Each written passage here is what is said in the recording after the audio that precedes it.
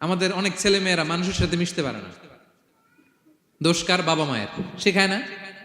একটা সময় আমাদের মনে আছে, ছোটবেলায় মেহমান আসলে আমরা এত খুশি হইতাম, কি বলেন? মেহমানের কাছে যাইতাম, সূরা শোনাইতাম, কবিতা শোনাতাম, এটা খেলতাম, ওইটা করতাম, যাওয়ার সময় আমাদেরকে টাকা দিয়ে যেত, হায় রে খুশি। এখন দেখবেন টেনে হিসেবে মেহমানের সামনে আনা যায় না। এরকম আছে না নাই?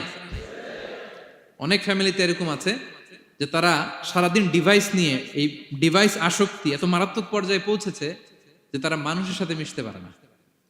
এই পাবলিক ওরিয়েন্টেশনটা অনেকের নাই, পিপল ওরিয়েন্টেশন নাই।